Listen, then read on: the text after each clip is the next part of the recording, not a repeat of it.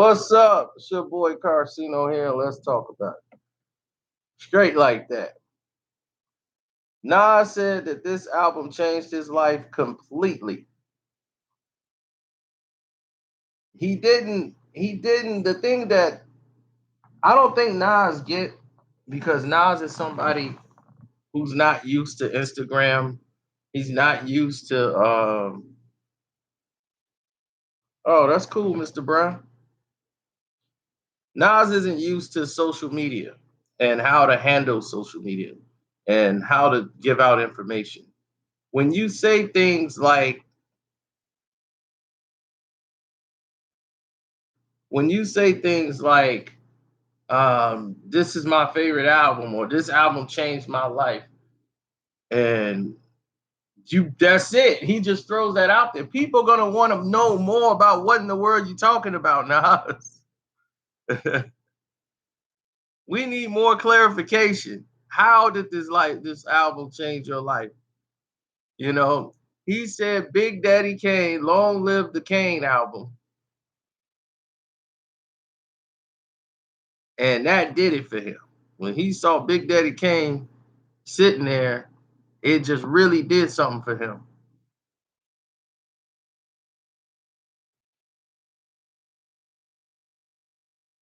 So that was monumental for him. Now, I'm here to ask you guys, more than anything. Big Daddy Kane album, first album is like Long Live the Kane, R-A-W. R-A-W. Kane came out putting a foot in somebody's butt. That's if that's what you call a lyrical beatdown. So Nas is correct.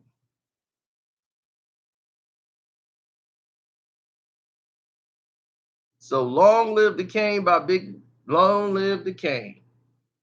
Daddy Kane, R-A-W.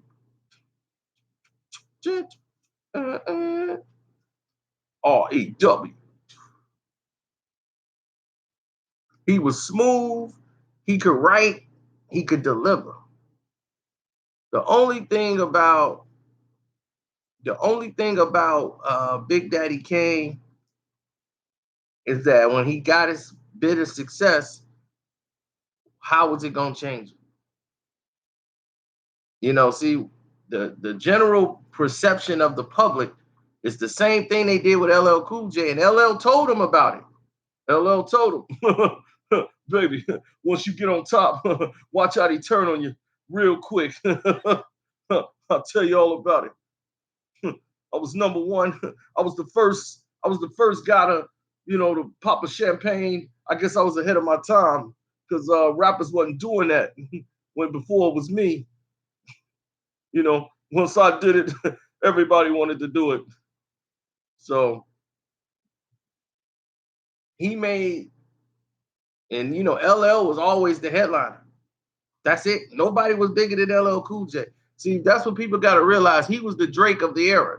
When he was on tour, back then, rappers couldn't have their own little thing. Like, we ain't dealing with that. We got our thing over here. No, rap didn't have a platform like that. So if some big rapper got a show and they got some undercards to be on there, when you saw a rap show, you had LL Cool J, Public Enemy, Kool Moe Dee, um, you had so if you didn't like each other, you better get over it real quick. Big Daddy Kane, Eric B and Rakim, Salt and Pepper, DJ Jazzy Jeff. This will be one card on one night. All your rappers are performing, and the ticket price is $24, if that.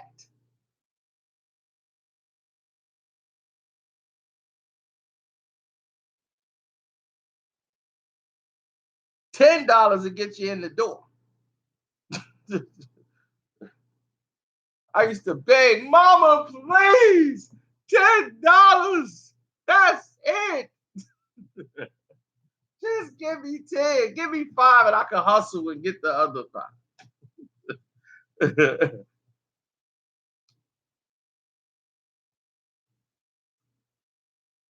Y'all don't know how good y'all had it. When I was in high school, my mother gave me $10 a week.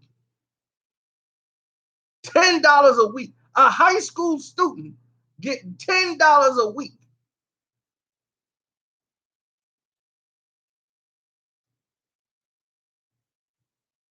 That was for school. And I had to make that work. I flipped that 10, got there, started spinning quarters. I cut down, not I started walking one in the boat. I was saving $2 on the. I had $2 a day. She was like, look, you get free lunch or reduced lunch. That's like what, 20, 40 cents? You got enough to get you a juice. You got enough to get on the bus and come back home. That's it. You don't need no more money. I'm like, my goodness. So that inspired me to get my own money. Times 10. I was very good at saving money and preserving it. That was my education. I had reduced lunch. I had free lunch for like a week, and then they realized it was an error. Then they made it reduced. So, but Nas saying that this album changed his life,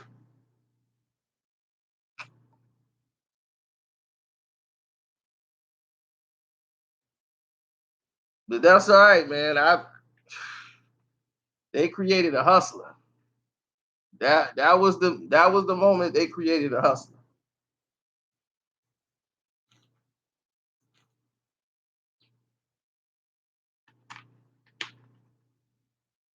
If I had to work four to five jobs at one time to get it, I was gonna get it.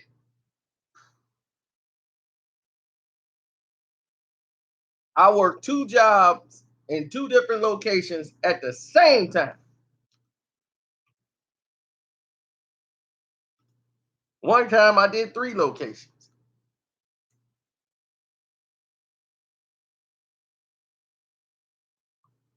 They was like, how could you work three jobs at one time and got paid for all three? How was it possible? Very easy. Very easy. If you got the willpower. See, I was still on the clock at my other job. And the thing is, I had to go work at another job as a temp. So when I was at the other job, if they're overstaffed or they got enough or don't have enough work, they have to send you home. But by law, they have to pay you for half the day, or at least 4.5 to 5. Yeah, I had to get a temp job for extra money. What are you talking about? I went there this is what back when you had to grind. So when the whole economic system collapsed, my job got evaporated, just like all these other people. We had to grind to get it back, to get everything back. So I'll tell you what, just so y'all would know, that we'll get back to the topics because this man don't want to hear the story. D-Nice said, forget that. I don't want to hear about this story. I've already told this story, but still. Just so y'all know how I do the three jobs, this is what happened. That job, they had to pay you for half the hours. So I said, cool, bam. So I went to this other place that I normally work and said, I could come in today because now I know I'm getting paid over here for half the day. That's like 5.5 hours. So bet I'm finna get that money right here. Then I'm finna go here and get this money. Then while we're working, the power shut down, so we can't do any work. So I'm like, bet. I'm like, dude, if this stay another hour, I'm leaving. And then they was like, where you going? I'm like, if this is the case, I could just go in with my buddy and work with him and do and help him with the loading docks with the boat. All I gotta do is like help load the truck over there with them, and I'm straight. I'm like, I'm finna get 3 paychecks in one day. The whole power went down. I don't know what happened, but we can't work without the power. They had the emergency thing come in and they were like, man, we're gonna have to send everybody home in a minute. So everybody who was there, we got paid for a full day.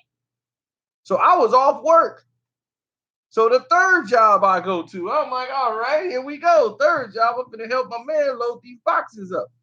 Now we only gonna get $60, $60 to load up these trucks. He's like, man, I'm gonna give you $60, man. We gotta help me load these trucks up, man.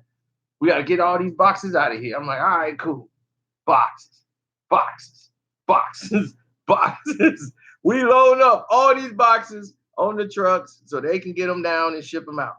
And then we all got $60 a piece. And then that was only like an hour and a half of work. So I'm off work. So I getting paid for 3 jobs in one day at the same time, and I got the day off. I only had to work in a combined about 3 hours and got a monster paycheck from 3 jobs. Ultimate hustler. And I went to the movies. three paychecks in one day. Hustle, man, baby. Get your hustle on.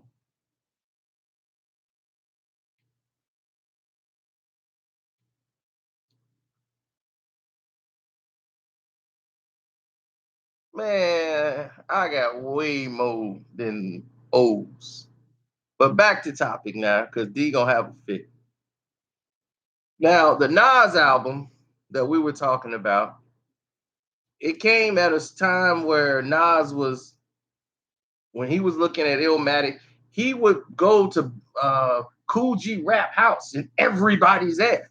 Everybody spit rhymes and styles, and they all rhyming at Cool G Rap's house. And what was funny is that Superhead was there because Superhead was his wife. They were married at the time, so that's really another weird thing. But I also put another question in there in the comment section that I don't think you guys heard. And I wanted to know, what is the album that changed your life?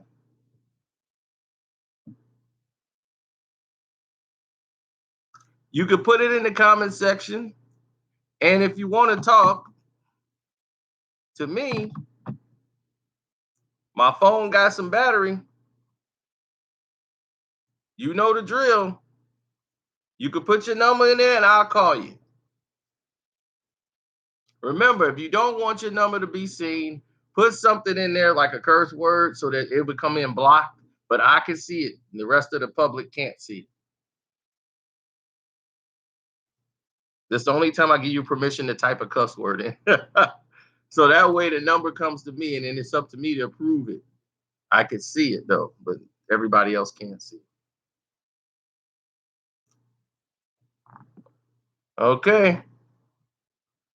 Life After Death, NWA Straight Outta Compton, Pastor Troy, I Declare War, Me Against the World. Man, Wu Tang 36 Chambers.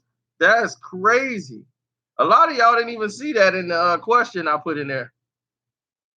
When I talked about Nas, a lot of y'all didn't see that I actually put in there. I wanted y'all to put y'all album in. Some of y'all did, though.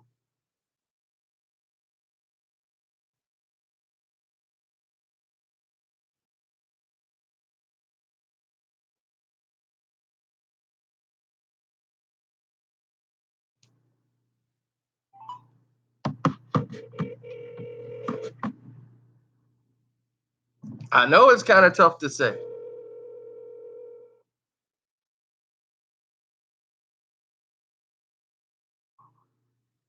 We're sorry. You have reached the number that has been disconnected or is no longer in service. Maybe I put your number in wrong. Let me see.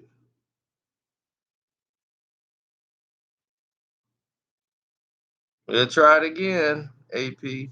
Then we're going to move on.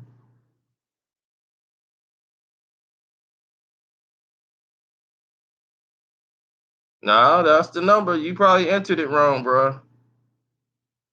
So you got to get your number together.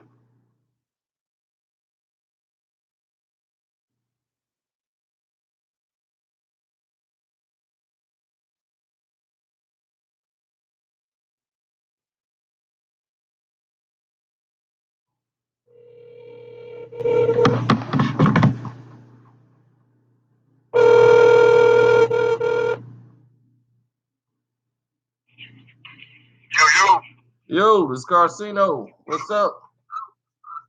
What's going on, man? Sitting here watching you live on YouTube, brother. On the deal of hands with the damn albums, kid. Yeah.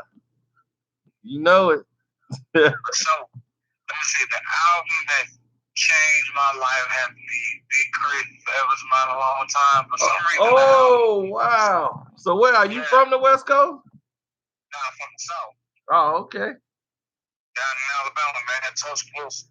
Oh, wow. Well, you know me, you follow Alabama. That's where our family from. So we all went to school out there. My uncles, you know, they go to college out there. So that's what's up, man. You ready, huh? Yeah, but or Bama. You know, everybody roll tide. You know what to say. You know what to say. Yeah, you know, most of everybody who go for Auburn, man, that's Birmingham on down. So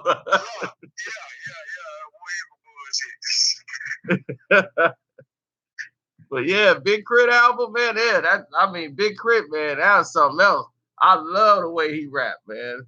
I love his beat selections, everything. I was like, man, last year, I'm like, man, y'all slept on Big Crit album. I was like, he had a monster. I had a chance to check dude out at concert twice. He came to Tuscaloosa once back in December 2015. Yeah. He just recently came to Birmingham back in April of this year. So I got a chance to catch him like twice. Wow. Yeah, and getting his jacket too. Oh. Me up at the concert. Oh, that's what's up. Yeah, man. Not many people can meet their favorite rappers from the South and actually get a chance to see them in concert. Sure. Yeah, and you know, and with all this stuff with people getting shot and all this stuff in the news, that's gonna make it harder and harder.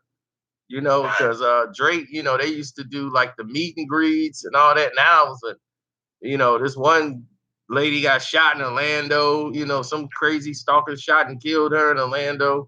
They canceled a lot of the meet and greets and all this stuff because, you know, people are crazy out here now. So you just don't even know. Yeah, but man, I appreciate it, man. Thanks for supporting and coming out there and checking out the page and everything, man. You guys keep us going because they don't send out notifications like they used to. They try to hold us down. For sure, man. I got support, man. All love, brother. All right. All right. Man, my man William, man. Tuscaloosa, Alabama in the house. That's what I'm talking about. They got me cracking out there in Tuscaloosa.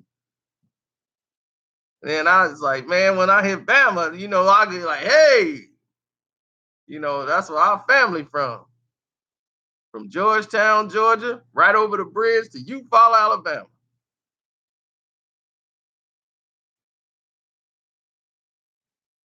All right, Andrew, you next. So we finna try to call you right now. We're gonna try to get as many as we can in.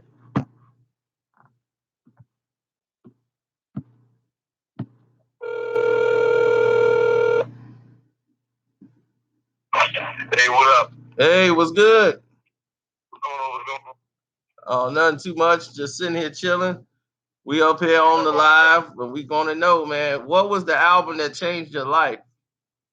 I gotta say bigger bullets back then.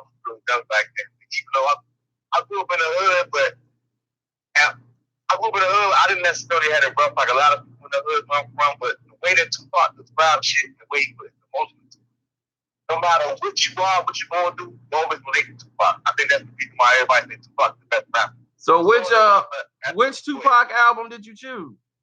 Me Against the World. Me Against the World. Okay, yeah, that's a lot of people's favorite album. That's his best album that he did. Yeah, a lot of people say that. And I mean, it's a big controversy over that and All Eyes on Me because a lot of people came in on All Eyes on Me. And a lot of them didn't really come in with Me Against the World. They came like a lot of them don't even remember. They just remember Death Row Pac. You know, they forget Pac had a legacy before that even happened. Cause that Thug Life album, I play that till I'm like, man, I play that Thug Life album like till it just disintegrated. Exactly. Unfortunately, people only know the ignorant party Tupac. Even though All Eyes on Me is a great album. Right. But that wasn't the 30th Tupac. That Tupac really wasn't about that party and shit. Exactly. Exactly. And once he started talking about all these different issues, that's why the Machiavelli album, he talked about a lot of social issues, a lot of things in there, like White Man's World, Blasphemy. He had a lot of songs that had more range, and that's what made him different. That's why I always told people, I said Biggie was the better MC, Tupac was the better artist. And that's just how it was between the two. Tupac had a range of songs he could do that Biggie just didn't do. Biggie just couldn't do those type of songs.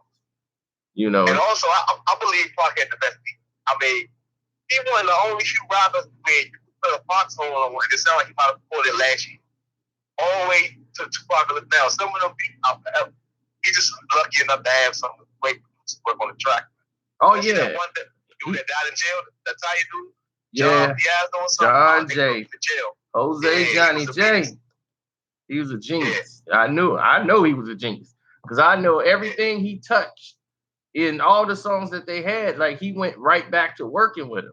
And they were just getting back together to do some more work, him and Jose Johnny J.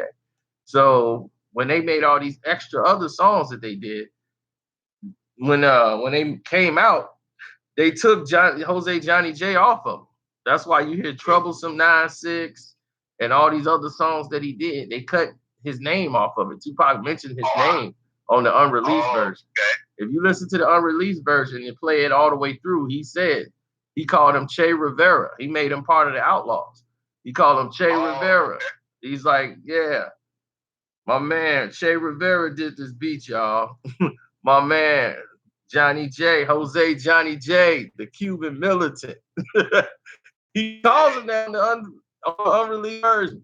You'll hear it, but they cut out a lot of his stuff, man. I still don't believe his death was no accident. Yeah. He knew he was gonna go, but he just sped it up. I think I was the only person I knew at the time. I was like 16, 15. I knew he was gonna die. I said, man, he should not have got with Death Row. He was on a positive path. I never heard no other people talking about that him getting with Death Row was a bad move. I think it was the worst move he ever made in his life. Even though I believe they was gonna take him out anyway.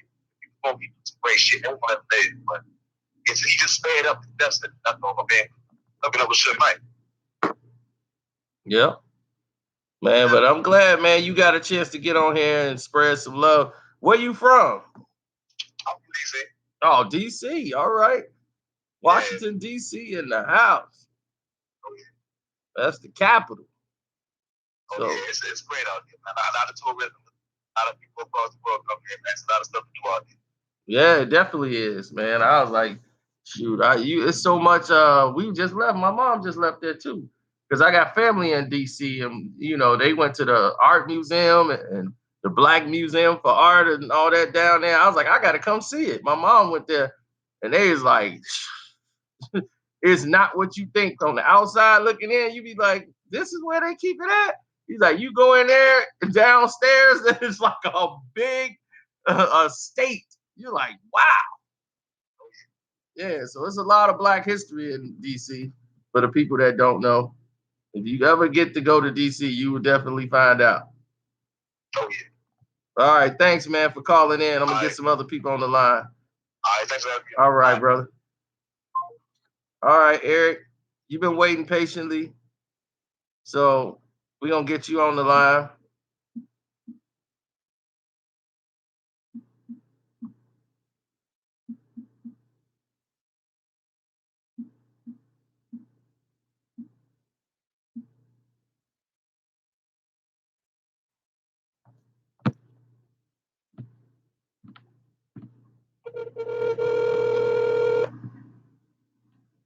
Hello?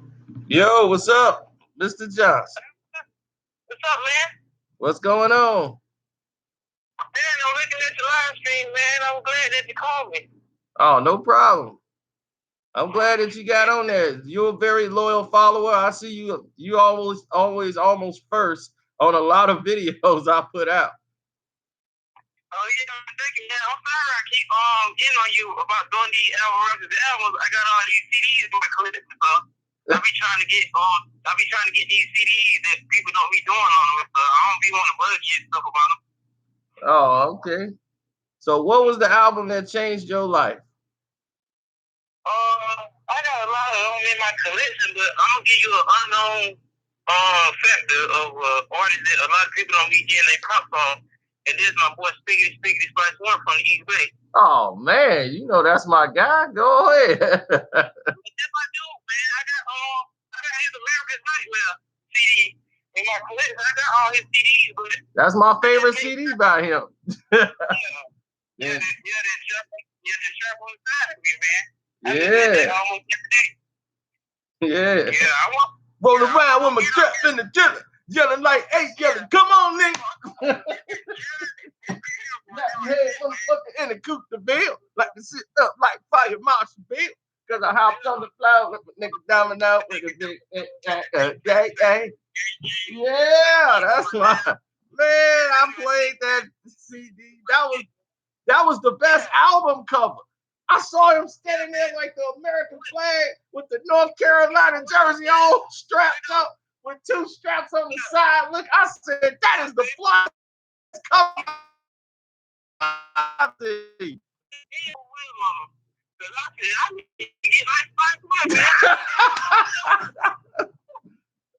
Spice Spiggity One.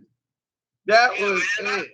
A lot of people don't be getting on calls and stuff, man, because I was on the Murder Master Music channel on YouTube. He was doing a couple interviews. He was getting in these folks' ass about people just disrespecting Tupac, man. You just keep it real. You know, a lot of these hip hop dudes out here ain't gonna say nothing about it. So, you know, Spice One, they're gonna keep it real. And I respect him for that. Yeah. I mean, that's the album that not only did he have West Coast, he had East Coast. He had Method Man on there. That's everybody got off. Him and Pac. Jealous got me strapped. Now they know that the jealous got me strapped and lifted close to the edge. I got the cuts and the feds on my back. And there's no way that I'm giving up. I'd rather burn you bitches because ain't no boss than to worry my riches. Now if I catch your ass in traffic, you better pull up the pistol and open fire off your classic. Because I'll be damned if I drop. It don't stop. I'm buttoning up with my Glock. I was like, oh man, you done brought back some memories. And I've been looking in the past. I've been seeing some female people too. And I like that video that you did on the Fat Boy too. A lot of people don't be getting the Fat Boy they cross. No, they don't. And they did a lot. They made movies. I'm like, dog, they made movies. I got 2 of their CDs, but you know, some are hard to find. You know, I've been trying to have them in my collection and stuff. I got their CDs, I got 3 Mystical CDs, and I just got like a shitload of CDs. And I know you're gonna hate me for this, but in the live chat, I got a lot of Eminem tracks in there too. Albums. I put his Encore album. I know you don't like that album, but he got some hits on the album, man. I don't know why a lot of people don't like it. Man, Encore is like, I don't even think I could go back to listen to Encore. That's how bad I had a vibe. I tried to like that. Believe me, I spent my money on that CD. I wanted to like that CD. Toy Soldiers I like. Let me see if I remember this correctly. Toy Soldier is a song I like. I like Big Weenie. Evil Deeds I didn't like that much. It was okay because I like the style he was using on Evil Deeds. So that's 3 songs. And I didn't like the song he apologized for calling the black woman B-word. I didn't like that. I didn't like a lot of them. I think he was talking about that on Yellow Brick Road too, the Polish Fire girl. He was saying something about it too. Yep. And then it's a song he did on there. It was the only song that I liked that was the best. I almost had it. Hold on. Yeah. Oh yeah, like, Oh, Ass Like That. That was the only. Yeah, That was the one I thought was the best song he did on it. Big Weenie was more of Eminem's style. You know, that was more of him being Eminem. yeah, him being on it like funny stuff. You know how he Yeah, be doing it stuff. right. But other than that, that whole album is I can't vibe at all. That album was way. Yeah, me and my cousin be listening on it because first time I played on Yellow Brick Road, he was like, "God damn, this Eminem." He was like, "Yeah, man." I think he liked the beat and stuff, and he was telling the story of like him in Detroit, like when he was young and stuff. Oh, okay, that's what's up. Oh yeah, I got this Raekwon on the Bill Q Leaf part time. You open it, so you know I might pop this in after the live stream. You know, take me back to what the Raekwon was doing and stuff. Yeah, like that was one of my favorites too. I love that one. Yeah, I ain't sure about people put Bone Thugs and Harmony Order One because the first song on the album was the Retaliation. When it first go in, then they just start. Oh, the Retaliation, yeah. That beat was the best beat on the album, and I wish they made a song out of it.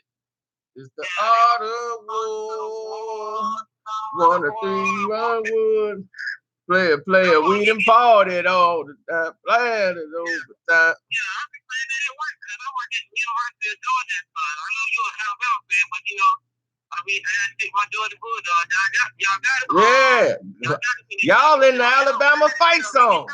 Go teach the Bulldogs to behave and help the Yellow Jackets to a watery grave. Y'all in the Alabama fight song.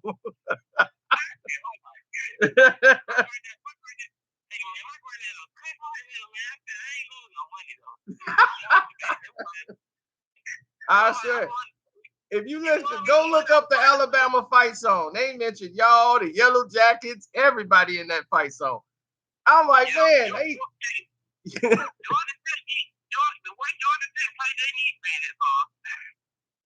Ooh, man.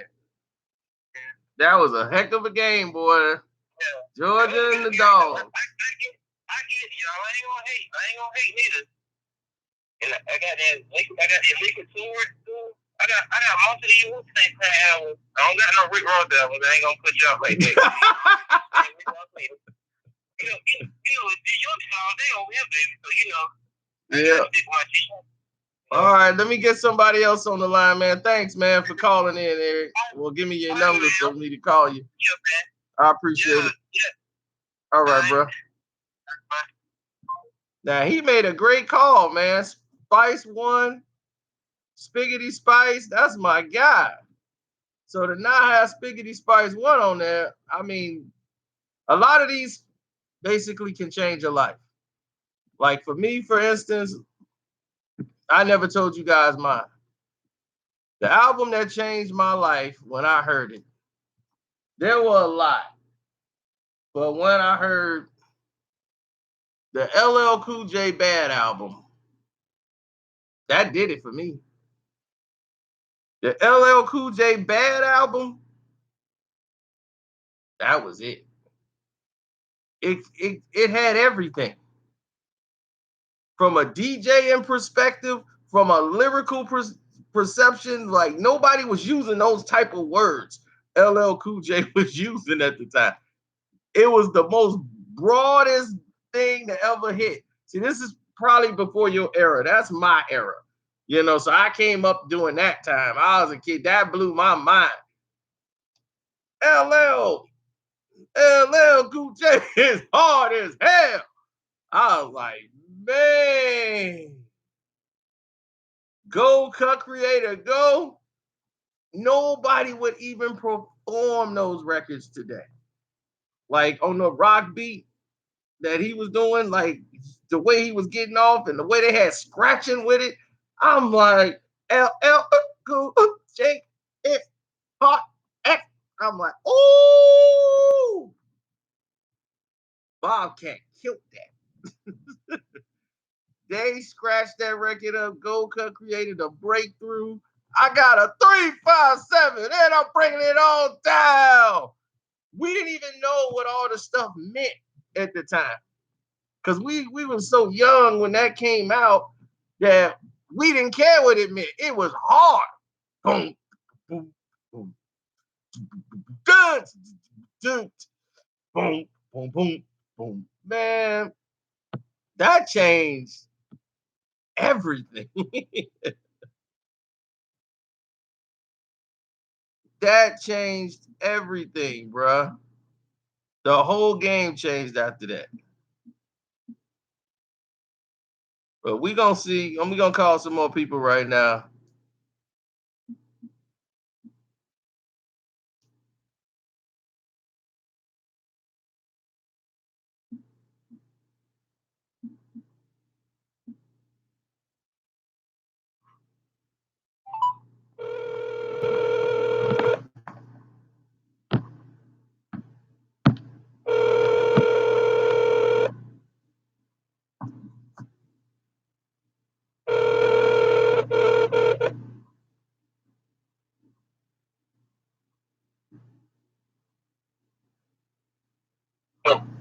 Yo, you on live?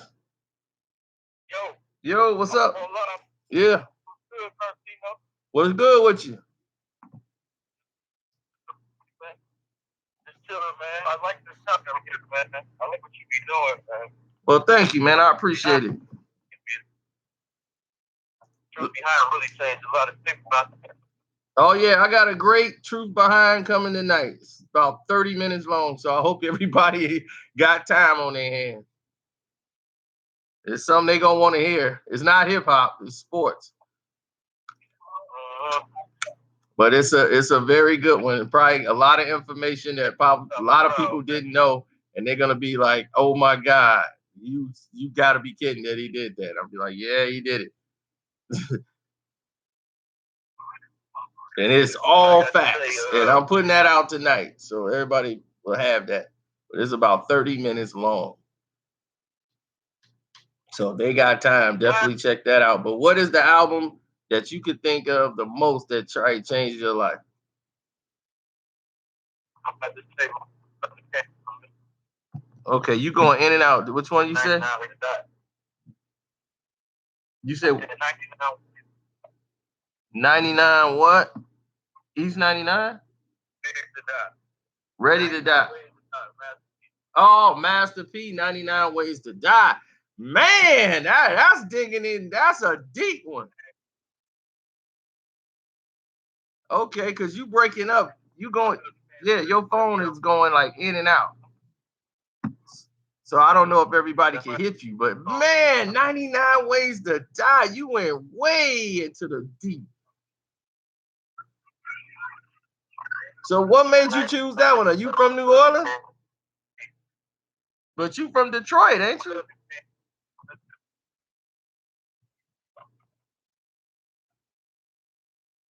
Okay, your connection is real bad.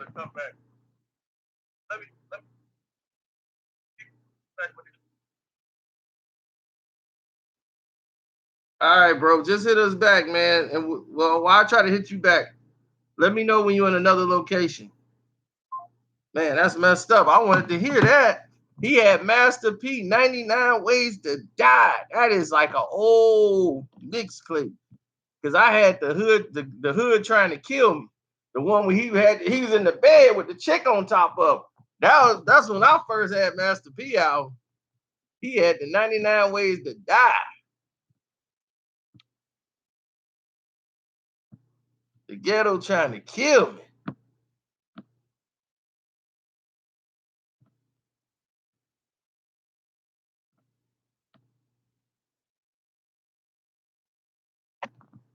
So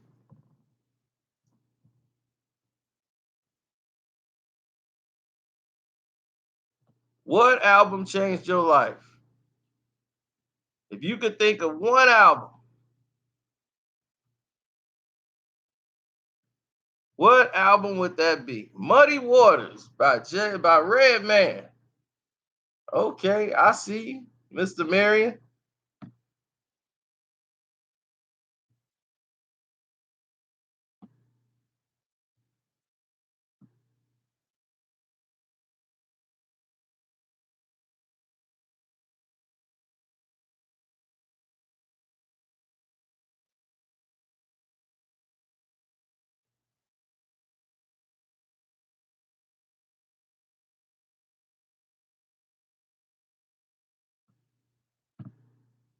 The infamous Black Star Mos Def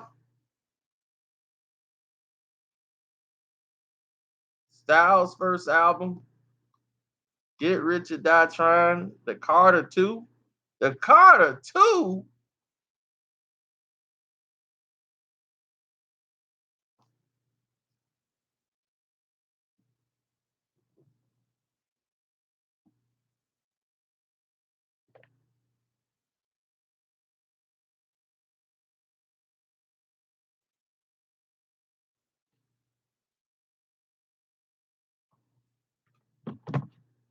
I can't believe you said The Carter 2.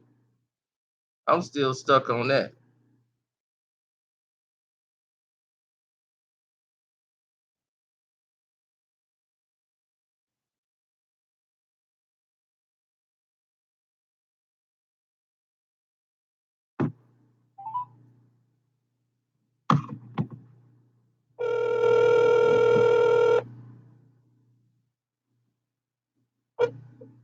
Hello? Hello? Hello? Yes. Yes. Who are you looking for? Hello? Is this Trill? Yeah, this him. Hold on. Yeah. What's up? What I was saying was my cousin came from Mississippi with the CD, Oh, okay. and I was doubting him, and I had that same issue with Jeezy and arguing with the guys from Mississippi was saying about Jeezy, and I'm like, you know how Kanye West guys is, he like the lyrics. Right. So I was doubting him guys, so he came back with that break 'em off stuff. Yeah. Like my whole room was filled with sports magazine cut out, the promotions he had. Yeah. It was like he was gonna put you. He was a mastermind in mind control marketing, man. Yeah, he was. Because you had them cutouts. I had the ones where they had the whole Truth CD. Oh, you kidding? Oh man. The Truth? The Dumb Man, I had it felt like that was like 40 songs. Dude, we rode to that thing and man, it had so much beats by the pound was the best beats makers alive. I'm like, dude, they had so much bass in there. My whole car, poof. I hope you can bring back KLC. Yeah, man. Oh. They messed that up. They messed that whole thing up. Man, that was P being a little too greedy, being P. He could have treated the boys right. He just thought like, man, I ain't gonna pay nobody this kind of money. I'm keeping all the bread. I get somebody else in here to make beats. Everybody make beats. I'll be like, nah, you can't do that. They got a signature. Because all those personalities, they knew how to make the beat to fit. Each and every one of them. They knew. Now you bringing in a bunch of new guys that these people really don't know. I'm like, man, we can't not everybody comfortable with working with people they don't know. It's about a comfort level. Man, but yeah, and I don't understand why P ain't attached to the right type of artist. There's a lot of artists out there that need him, and I just don't see him selecting the right one. P is right now the way the rap game is. It's not in a position where somebody can come in and really just get an artist and do what they want to do or help build him up. The whole structure of the game is not how it used to be back then, because that was the case. P could have started another label, and he did. He tried to start something else, but the thing with P is he was getting so much of the distributional side of the money. He was controlling his end. He was getting so much money because he knew how to control the distribution, which he was paying for everything. So that means whatever records they sell, he's getting the lion's share back of the money. So that's the distribution part was the biggest part of the game he had to learn. So he's like, I'm not going to come in and, sell myself and let the company do all the work, pushing and promoting it. And I'll just get a piece from my little label and they break me off. He was, nah, I don't want that. They offered him $1 million some dollars. When he had nothing, he turned it down because he knew what he wanted to get done. He was like, look, he talked to Michael Jackson, the guy that managed Michael Jackson, and told him, look, this is what I want to do. How much for you? The guy, he paid him like 25,000 just to have a conversation with him. And the guy gave him the info and told him how to expand his business and what he really needed to do to control his end of it. That's why Master P made so much money so fast. Everybody was man, because he was only really hot for like 2-3 years and made like hundreds of millions. And they're like, how did he make all that money? Because people didn't know it was that much money in music. They never knew that. And they keep most blacks away from that kind of money. Yep. He made it without beefing with other rappers. Yeah. I mean, they had a little thing with that was mostly some in-house stuff, and it was what it was. But when they beef, it's for real. Like it's for real. There ain't no play beef. If they get in a beef, it's going down. I mean, his cousin was a maniac, man. That dude was something else. And he died in a shootout with the cops, because he was just one of those dudes. He's the guy that the Pimp C situation, when they kidnapped Pimp C and all that stuff, had him tied up. That was his cousin, who did all that. And they thought Pete ordered it, and his cousin was just, he wasn't to be played with at all. First, I don't mean to cut you off. You think you can get some information on Kevin Miller and Brian baby brother Hot Boy? I heard Pete said yeah, that's too much exposure. Yeah, that's too much going. That's going down a no lane, not for video lane. Yeah, but you don't even want to press those buttons. Believe me. Yeah, it's a lot of moving parts involved in that. Right. They don't speak on that at all. No, they don't, and there's a reason why. But we can't. We definitely not divulge any of that on the video. Not from me. So it's a lot of reasons why you don't hear about a lot of people from the Miller family. And let P tell you, believe me, they whole family was some earthquake shaking people, man. They was just, and so is Baby family. Baby's family, his cousins, his brothers, they was some earthquake shakers. So they just from different wards, and that's just all it was. Speaking in 91, people don't know, man. Like, he's been on the road for a long time. I got an old flighter from 91 from Keegan, Michigan. Yeah. He came, man, to be the ice cream man. Yeah. Had some overalls on and the RV. They was out there. They was ready to fight. A couple people was on them. I'm like, yeah, they were some real guys, man. Yeah, they was, man. They was doing their thing. But, man, I'm going to get on out of here. All right. Thanks, bro. Thanks for coming back and explaining that to everybody, because I was like, man, I tried to call. It was breaking up. I'm glad you came back with another number. Yeah, my mama from Mississippi, but from Chicago, so you know how it is. Oh, okay. Yeah. That's what's up. Back and forth.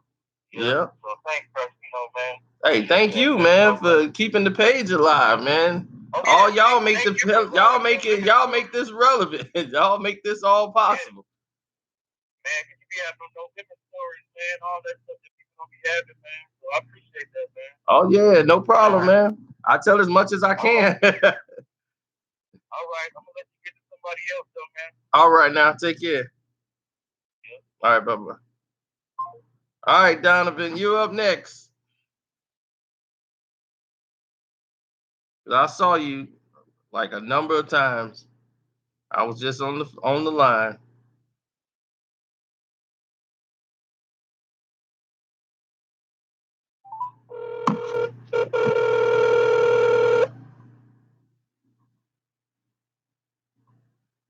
Hello, yo.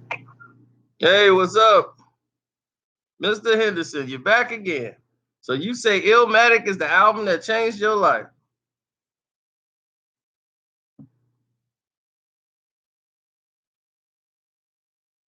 Hello?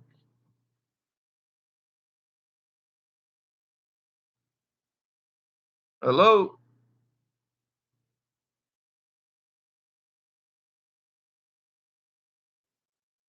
All right, I'm gonna try you back, Mr. Henderson. Something seemed to have died on us.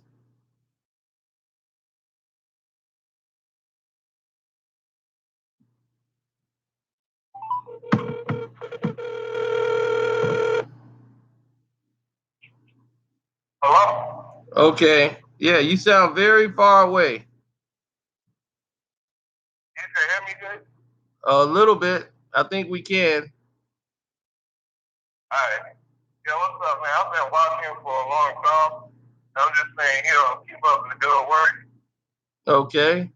So you say Illmatic was the album that changed your life? Yes, sir. All right. Yeah, I'm only 18. Oh, And okay. I've been listening to rap for a long time. Oh, okay. And when I was listening to albums, I was listening to my dad's CDs. The first two CDs I listened to was the Godfather CD, then was Illmatic.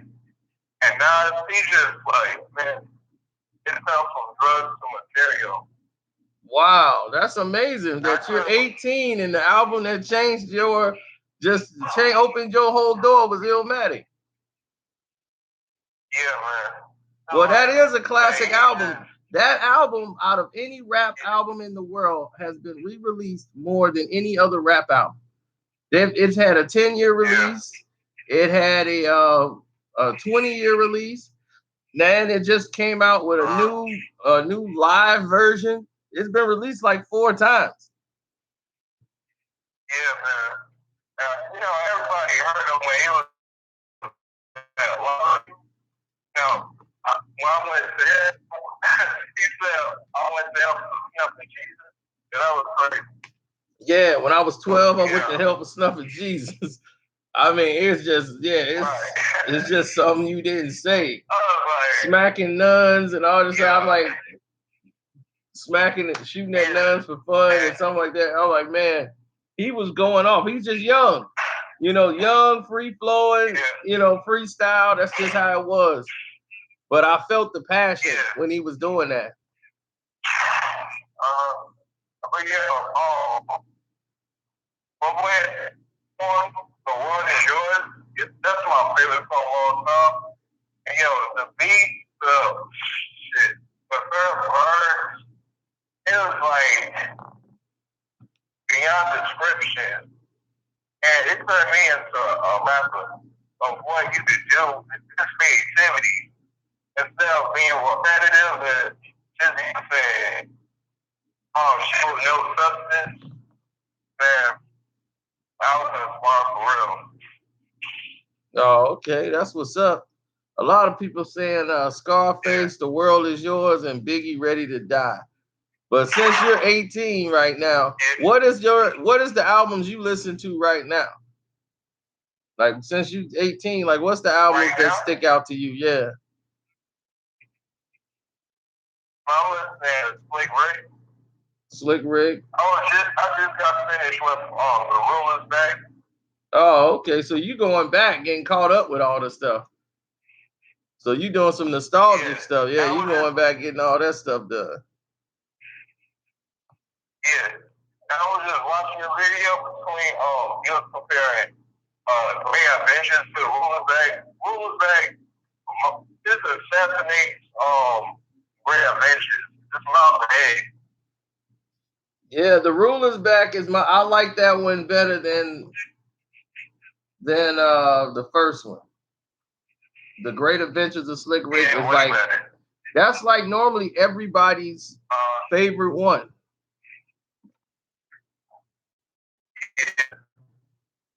Yeah, but to me, I like The Rulers Back. The Rulers Back is still like one of my favorites by Slick Rick. It was more rough, edgy, gritty. Yeah, and what would you rank Only Built for People Lane and Supreme Clientele and the greatest albums of all time? Supreme Clientele? No, I mean, we have that argument to this day. I like Iron Man. A lot of people don't like the Iron Man album. They like Supreme Clientele. I'm like the production. They like, I like it because it's different a little bit. You know, more than any other Ghost album, that album is different. I was like, I like it.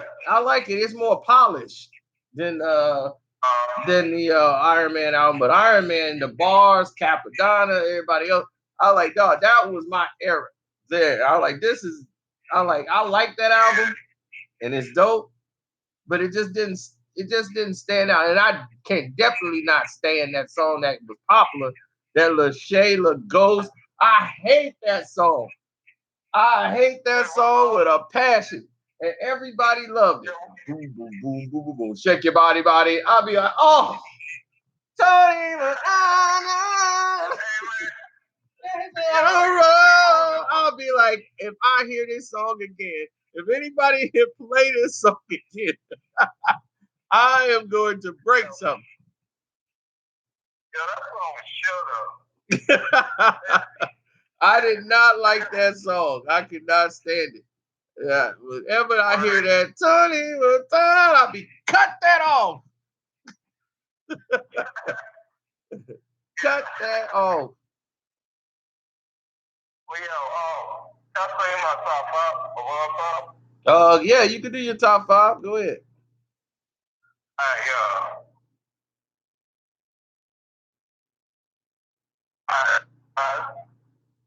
You got who? My first one is Nas. Nas is your number 1. Ghost is number 2. Okay. Hold on. 3 is Ray. 3 is Raekwon. Okay. MF Doom. MF Doom is 4. Wow, this is a wild list. Yeah. And who number 5? Definitely Flatline. No. Who number 5? And number 5 is I couldn't hear you. the Genius. The Genius. Okay, so you are a very East Coast Wu-Tang head for real. And you're 18? Where are you from? Are you from New York? What you say? I said, are you from New York? Yeah, I'm from Queens, New York. All right, see, there it is. New York represent New York. They gonna hold it down. Yeah.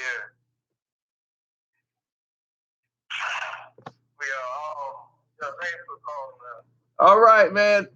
We're gonna get out of here. We'll probably do one more before we out. But thanks, man, for the support.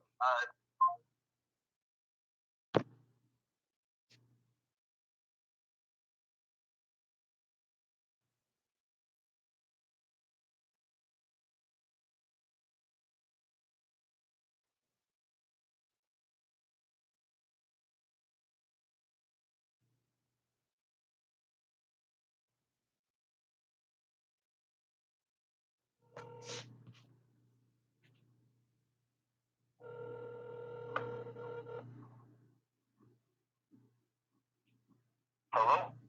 Yo, you live. Is you Cartino? This is me. Alright, so my favorite album is The Shocker by Silk the Shocker. That's my favorite one. That changed my life, bro. Which one? The first one, his first album, called The Shocker. The Shocker? Yeah, he had the first album back in 1996 with him holding the pistol. Who? Silk the Shocker. Silk the Shocker? Man, come on, man. You go. How that change your life? How did that change your life? He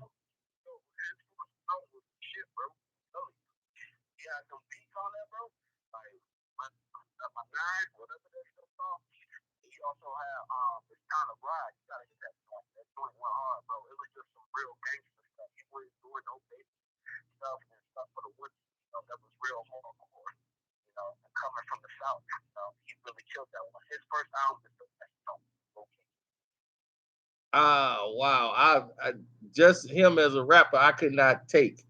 I could not take him. I bought his charger to the game, and I still got that thing. I tried to give that away to somebody, and then they wouldn't take it, and I snuck it in their bag, and somehow they snuck it back in my house.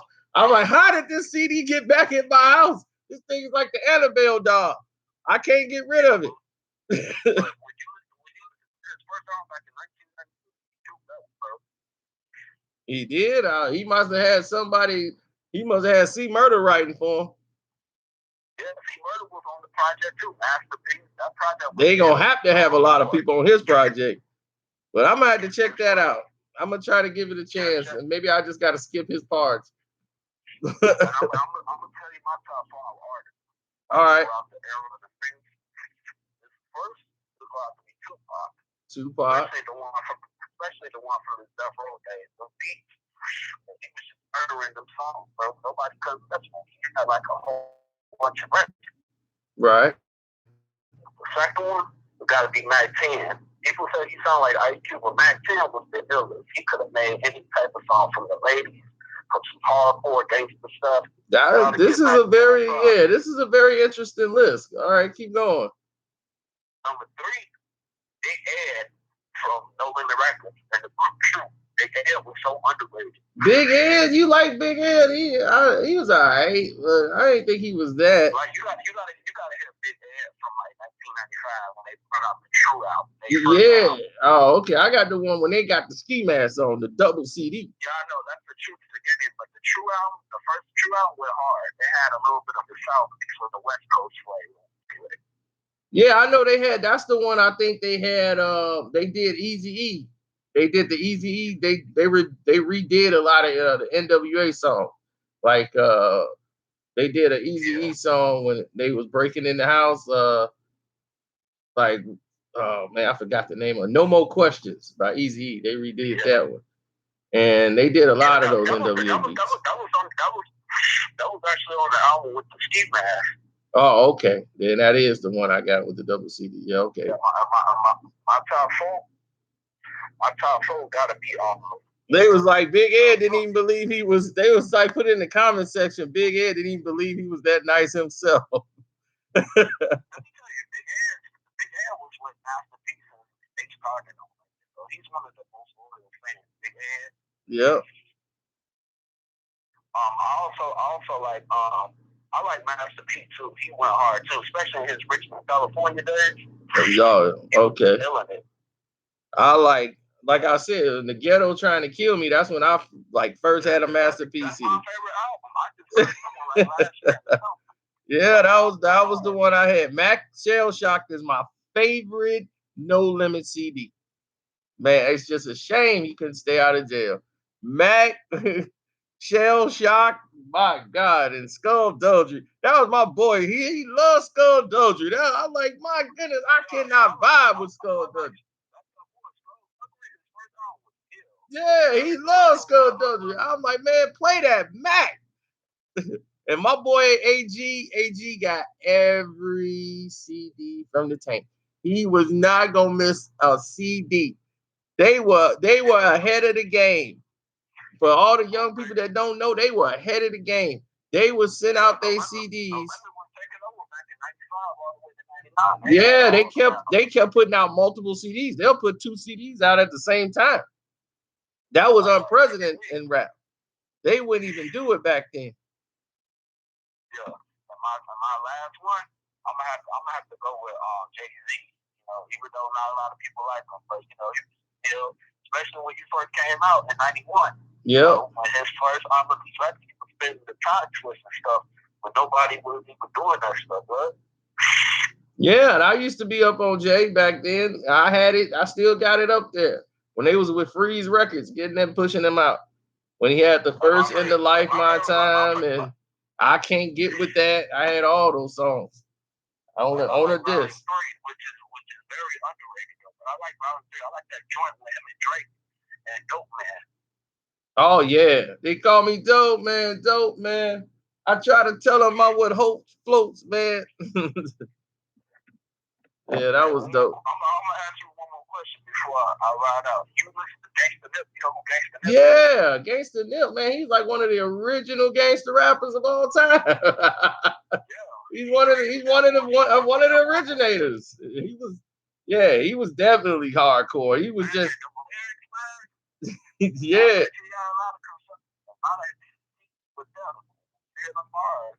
Yep, Gangsta Nip. It was Gangsta Nip and Ice-T. It was Ice-T, Gangsta Nip, and Scarface, NWA. All them came around in the same time, but it was Gangsta Nip was probably first. If you want to be honest, he was probably spitting them rhymes because I believed everything Gangsta Nip said. I'm like, he did this. Gangsta Nip, then he did that. They ain't got to worry about Gangsta Nip.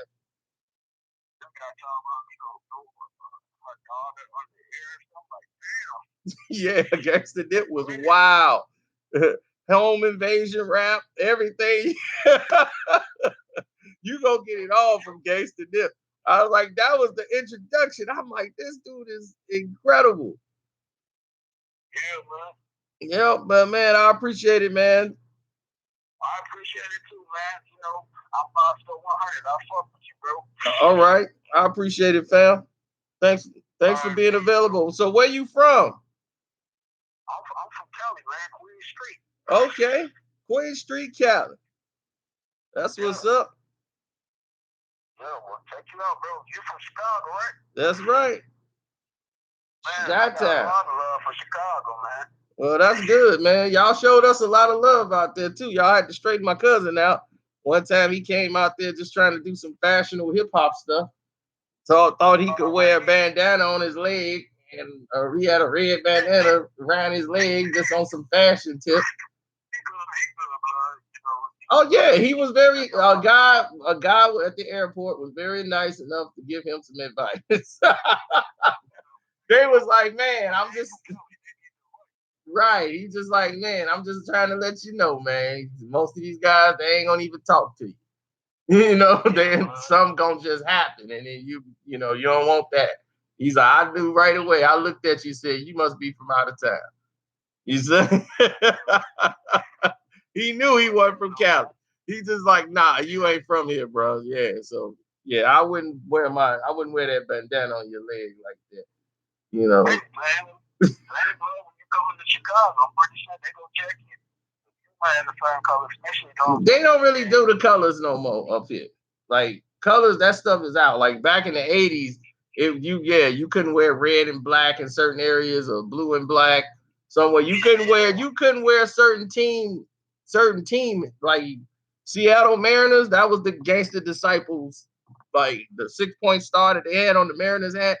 That was like so it was certain stuff you couldn't wear. Major League Baseball had to stop making certain, they stopped it, period, because people was fighting over the logos or the hats, the P hats, and they was like, we gotta really think about this when we make these hats. It was crazy. Major League Baseball stuff, they had too many things in Houston. If you wear the Houston 5-point star, you was in for it.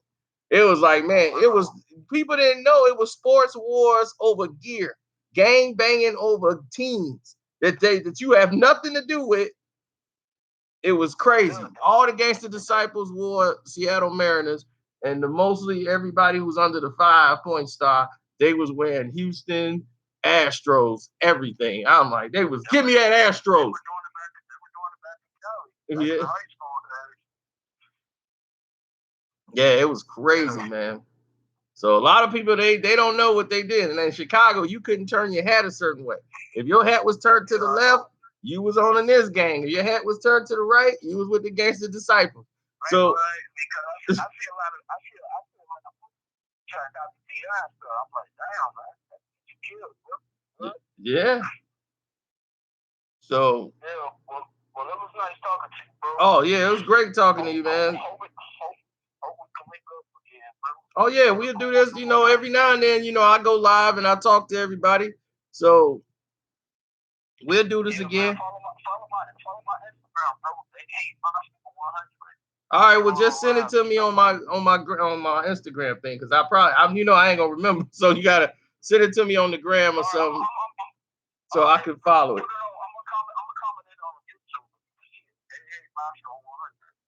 Okay.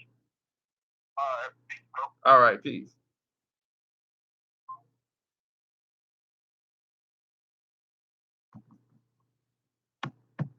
Yep. So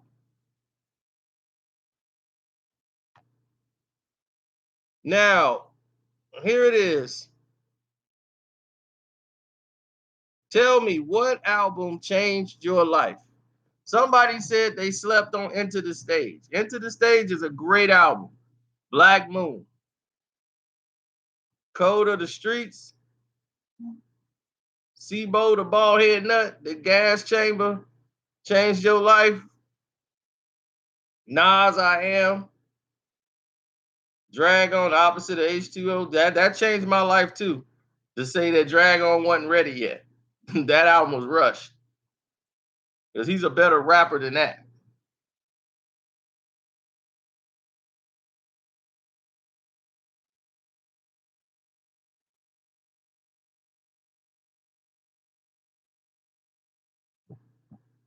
UGK riding dirty. That's right. Mac Shell Shock, baby. Give Mac Shell Shock some respect. That's the best album from the tank.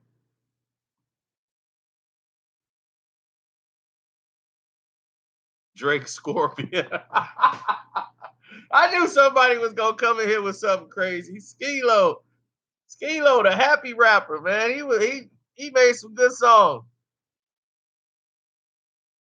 I like Skee-Lo. We're gonna have to do this again one day.